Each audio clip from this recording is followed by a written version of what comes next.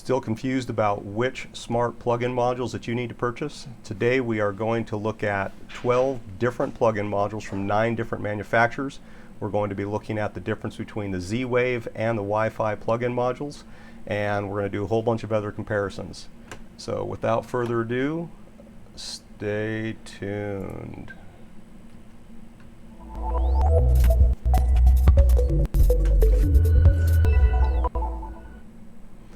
Hi again, John Stone, the DIY Smart Home Guy. Hey, sorry about the intro glitches there. I'm still figuring out this live streaming stuff. But as promised, we are going to be looking at 12 different modules from 9 different manufacturers. And we're going to be looking at some round ones, we're going to be looking at some rectangle ones, and we're going to be looking at some big jumbo models.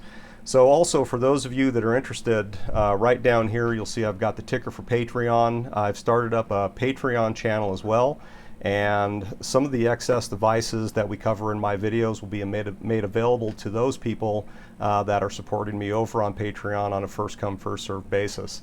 So without further ado, let's get into this. If you are interested in staying up to date on the live streams, then there's a bell icon right down there. It's about down here, or maybe it's down here next to the subscribe button. Click that bell icon and it'll make sure that you are notified when we're doing these live broadcasts.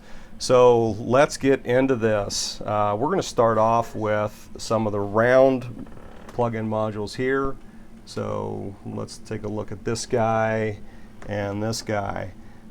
This one here is a Martin Jerry Wi-Fi plug-in module, and as you see over here on the side, you've got the on-off switch, so it does have manual control, and we'll put that right up over here and you can get the idea of the size.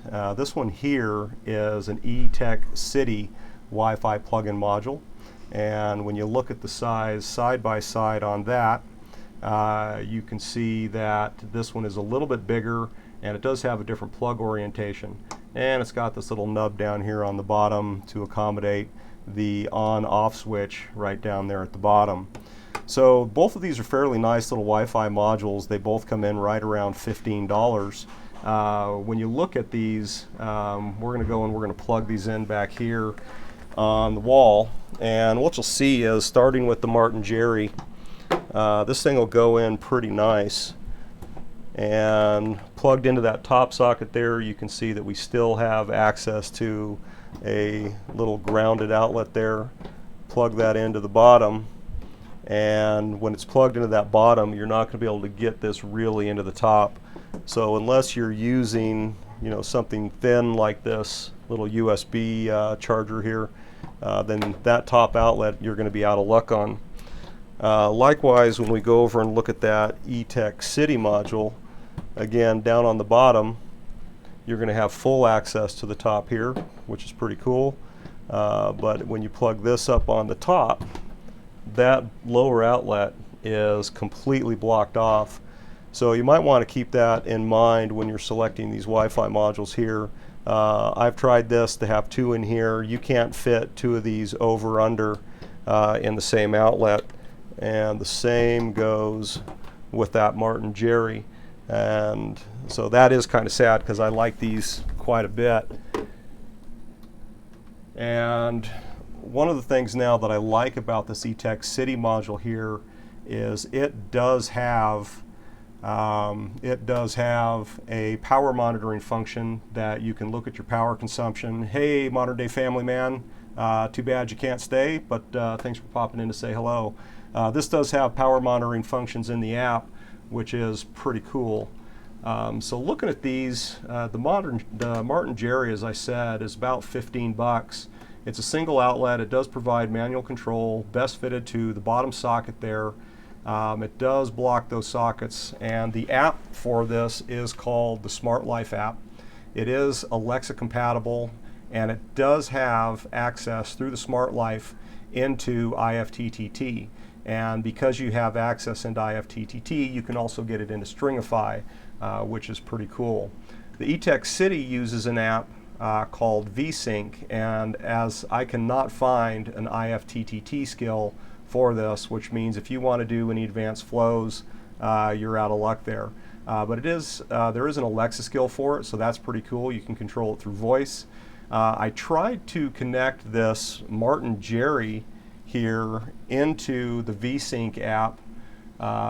So maybe you could say the eTech City app would also control other Wi-Fi apps or other Wi-Fi modules, but I just couldn't get it to do that. Sorry about that flicker there.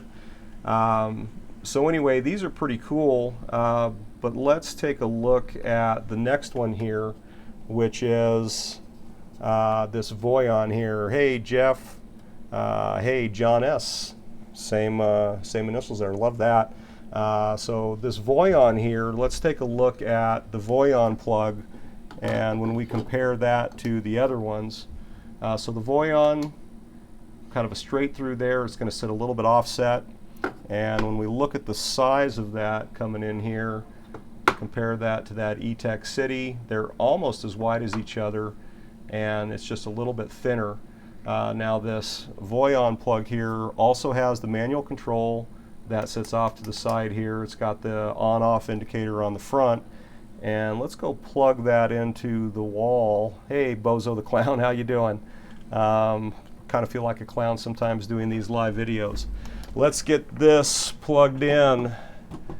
And so one thing I like about this Voisin is it leaves that opposite outlet wide open, regardless of where it's plugged in. So this is a lot nicer than one of those round ones because you can get anything plugged into the opposite outlet. You have pretty simple access to the on and off over on the side. So that is pretty cool. And when we talk about that Voisin there, that's about 18 bucks, so it's just a couple bucks more than either the Martin Jerry or the eTech City. You know, doesn't block any of the other outlets, which is pretty cool. It is Alexa compatible, and it does go into IFTTT. Now, one thing that I noticed is that Voisin has its own app that's called the Tuya app, but I tried to connect that into the Smart Life app where I had set up that Martin Jerry, and it went in just fine. So I was actually able to control both that Voisin and the Martin Jerry through the same app, which I really liked. Now, one of the things that you need to consider when you're looking at these Wi-Fi hubless smart plug-in modules is if you want to do any advanced home automation, then you're going to need to make sure that they can share the same app, or they're going to have IFTTT compatibility. If you don't have that, when you start wanting to say, look, if this light comes on, turn that light on, or you're going to want to run advanced schedules, if you're going to want to hook this into motion detection, all sorts of other things like this that a smart home really should be capable of. If you don't have the interoperability through IFTTT or Stringify, then really the best you're going to achieve is I can control it with my voice through Alexa, which in my opinion is not home automation, it's just manual control. So there's my little spiel on that. Sorry about the noise there. So let's go in and take a look at now one of the main brands here, which will be the TP-Link. And this is the TP-Link Mini right here. So I like this TP-Link Mini. It's pretty cool. Stone Wallace, will they respond to web URL calls to power on or off? That is a great question. I don't really know off the top of my head. I imagine they would because they're going to have to do it through an app, but we can look into that a little bit later. And does TP-Link have the option to rule to turn it on temperature goes above certain temp? Another great question. Let me cover that in just a minute. We'll get back. So anyway, looking at the TP-Link and the Voisin here, looking at the size of that, the Voisin is a little bit smaller, but when we look at the orientation of those plugs, I kind of like the way that that TP-Link goes in there a little bit better, and I'll show you why over on the wall. So when you put that TP-Link in,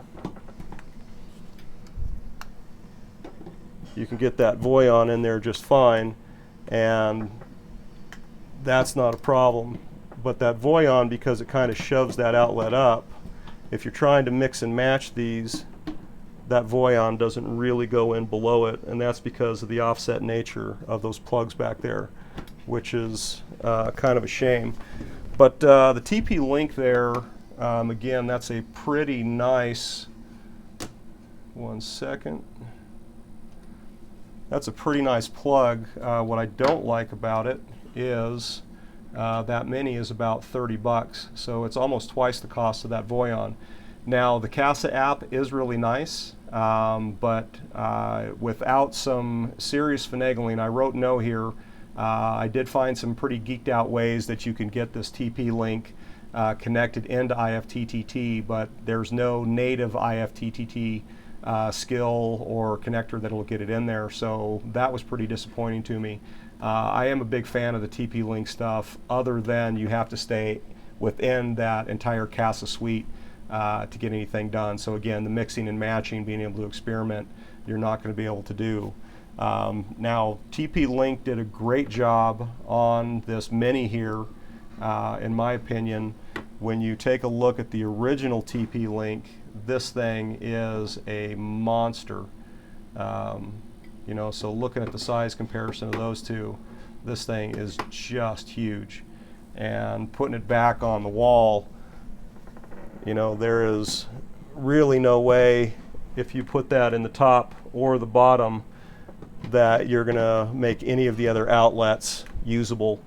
So these things, in my opinion, have served their time, and you know, so, but my opinion again is they're pretty much out of it. I wouldn't suggest going out and getting one of these unless you want to spend, you know, maybe the 10 bucks, if you will. You find one on sale for 10 bucks, you can get into your Casa app, and that's okay. I would go after these mini plugs here because they open up those outlets, which I think is pretty cool. Sticking on those mainstream brands, let us go over and look at the Wemo. Now, this is the Wemo Mini. Sorry, it makes me laugh every time I say Wemo Mini, because when you look at that compared to any of the other minis, the Wemo is far from mini. I think they can get away with calling it a mini, because if you look at the first generation, the Belkin Wemo stuff there, it is smaller than that. It is just a little bit smaller when you look top to bottom versus side to side, and then it's about, I don't know, half as wide. So it is smaller, which is pretty cool. You know, but not certainly as small as that TP-Link. Now, I know I've been giving them a hard time. I really don't mean to do that. Let's go look at it on the wall, because they actually did do something very nice. When you plug this in, you can plug it into either outlet. You can mix and match, and both of those are going to be available, and that is regardless of if it's in the top or bottom. So both TP-Link and Wemo did a really nice job on making sure that they paid attention to the size of the modules and how those would orient in the plug, as well as making sure that you had room for the other outlet, which I think is pretty awesome in terms of how they were designing those things.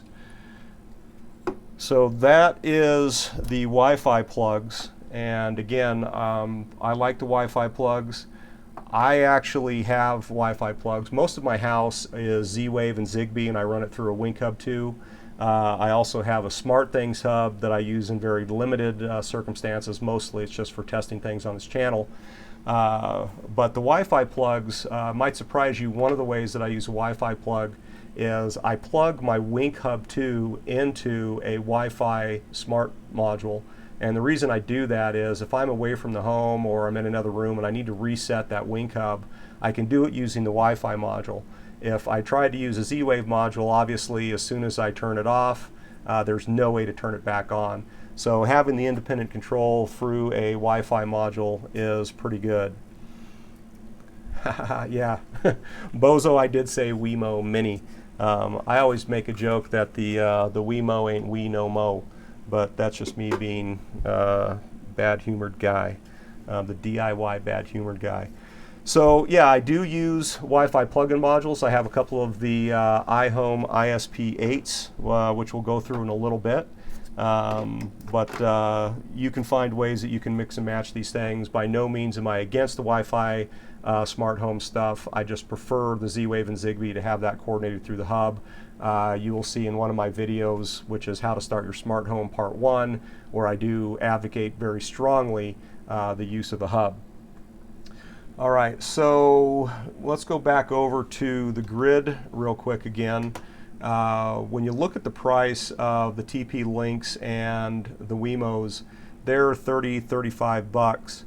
And you know, so other than, I would say, on things like the Voisin, the eTech City, and the Martin Jerry, I have no real idea about how well these are constructed and what the longevity is. I just got these in the mail the other day. But my experience with both the Wemo and the TP-Link is running them over a year on some of these. They've been fully reliable. So I don't know if the money is worth it or not when compared to something like the Voisin. But again, as I said, on the TP-Link and the Wemo Mini, I really do like the way those things configure into the outlets. The Wemo app does integrate with IFTTT, which means you can get it in a Stringify. And so if you're using other things that you can get into IFTTT and Stringify, you can mix and match, which again to me is super, super cool. All right, let's now go over and look at some Z-Wave modules. And you'll have to forgive me here, I need a drink. And it'll be rum later. If you've seen any of my other videos, you'll know that I'm pretty into black spiced rum. All right, so let's take a look at the Innovelli module here. And the Innovelli module, I got to tell you, I really like this thing. This is one of my go-to modules. This is a dual channel. It has a plug on each side, and that is super cool because you can control both outlets.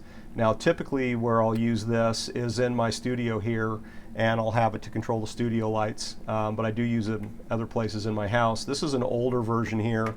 Let me go over and show you what the new one looks like. So Innovelli was originally, if I understand this all correctly, was partnered with Show Home, and Innovelli is now under their own brand, and it's essentially the same module as what I was showing you over here. So it's the same thing here. Another thing I really like about this is the orientation of this plug. Excuse me. You'll see if we look at this GE plug-in module here, and I put this in the video where I reviewed this GE module. This thing is got this grounding outlet towards the back of the plug. Once you plug this in, my air conditioner in my sunroom has an L-shaped plug, and there's no way I can use an L-shaped plug in here. So I like the fact that this Innovelli has oriented that plug the other way, and there if you do the side by side you can see that. Now this GE plug also is a dual outlet plug, but you see it's only got the Z-Wave on the one side, and the other plug is just a standard plug. It's always live when you're plugged in there. Now GE does make a couple of different options for you here. There's this one here, which is a dual channel, and the dual channel it's about $35 or $40. And then they make actually I'm sorry, this is the dual outlet single channel. The dual channel, 2 independent controls. It also comes with these USB charger ports on it, which is super cool. It's on both sides. You can go check these out. This thing here though is about $65, $70. So when you look at the price per controllable outlet on this Innovelli, it puts it really into the same price range as that Voisin. You're about 15, 18 bucks per controlled outlet on that Innovelli. This is also a Z-Wave Plus. The GE I'm showing you right here is just a regular Z-Wave, but the one I showed you on the slide there was also a Z-Wave Plus. Now the downside to these Z-Waves is they're a bit heftier, and if we go over to look at the wall here, they do have the low profile, and you can see there it does encroach a little bit there on that second outlet, but you can just barely get in a regular 3-prong plug in there. But it does do that. If you have to plug it into the top, you're going to block that second outlet. The GE is essentially the same. You plug that one into the top, and you have plenty of room on the bottom, and so it keeps that one free. The other thing I like about these 2-outlet plug-in modules is you gain an extra outlet there. And if you mix and match, which you can't almost quite do, if you can see it there, it's not quite in, it's plugged in but not fully. There's a little gap on the back I can feel. But if you could do that, you could have 4 controllable outlets just by plugging in 2 Z-Wave modules, which might not be the worst thing in the world. But I use this GE down in my greenhouse, and I like having the open outlet, the uncontrolled outlet for Always Live. We typically plug in a charger to it or something, and then we control the greenhouse lights through the controllable module. Never had a problem with my GE module here, except for the fact I tried to use it on my air conditioner. Wouldn't work. And again, the Innovelli, I really do love that Innovelli module. It is probably my favorite Z-Wave module there. And looking around somewhere, I have another module. Gotcha. Okay, so we've got the Levitan here. Now, Levitan was one of the first brands that I ever purchased for the Z-Wave modules. I've always liked the Levitan products. Never really had any complaints with them.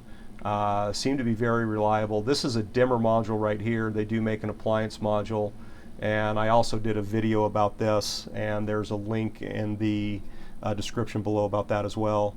The outlet, the plug-in, always sits high on top of this thing. It's pretty cool. They're a little bit bulkier, but they're kind of nice looking. They're unobtrusive when they're on the wall. They're actually a little bit more elegant on the wall than I would say those GE plugs are.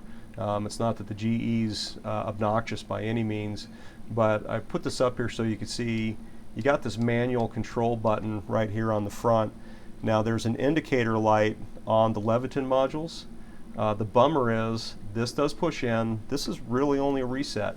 It does nothing for you on manual control, which in my opinion really sucks. I mean, that's not doing anything to turn this on or off. So unfortunately, I hate to say it, but I'm getting away from the Levitan modules, and I've been kind of giving these away to some friends, and I do have a few more that I'll be changing out over time. And as I mentioned at the top of the video, I will be, see you later, Bozo the Clown. Over time, I will be giving these away over on my Patreon channel. First come, first serve. This isn't like a giveaway or a lottery or anything like that.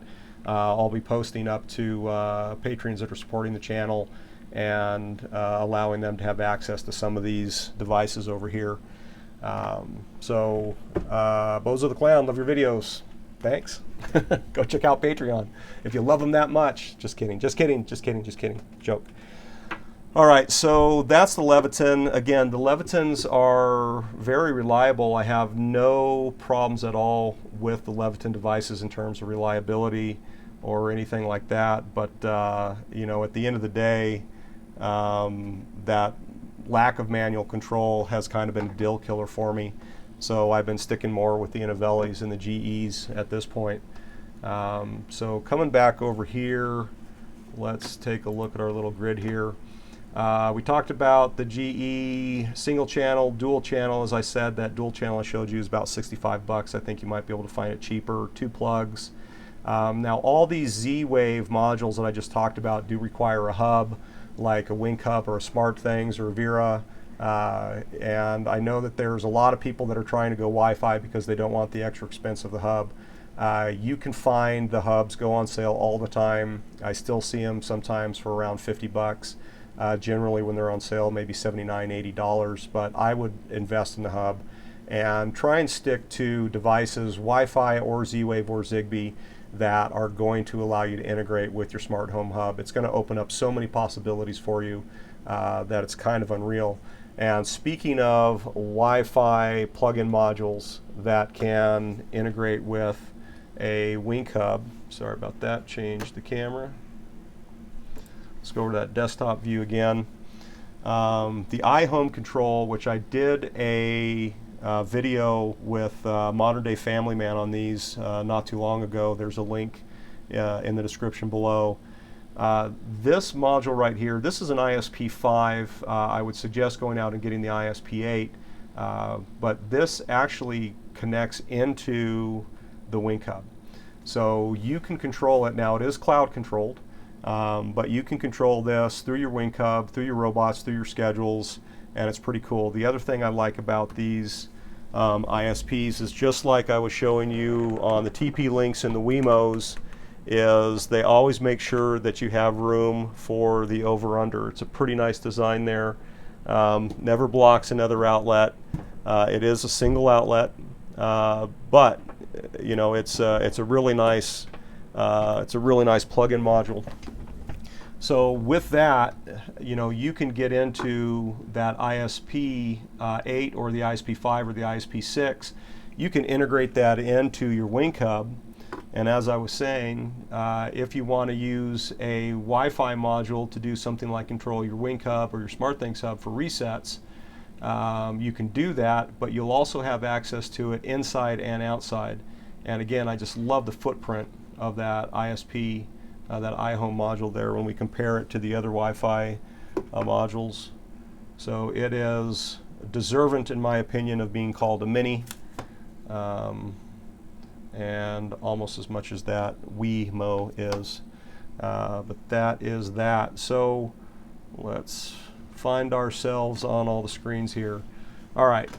So the iHome control, it's not that much more expensive than any of the other ones. Again, the other thing I like about that Innovelli is, you know, Eric over there at Innovelli has priced these things right, in my opinion. Again, dual channel, 35 bucks. The iHome for single channel, $45.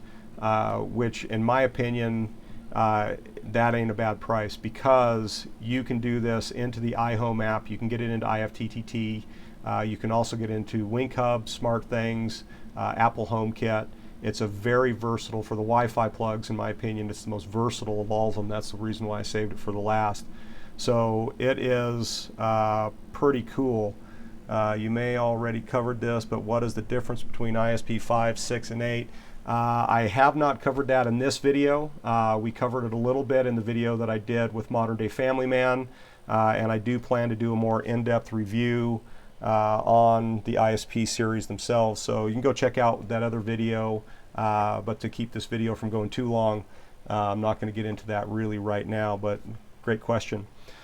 So that's pretty much it. Going back through the comments real quick, I think we got you all covered there. And let's see what else we might have to show you here.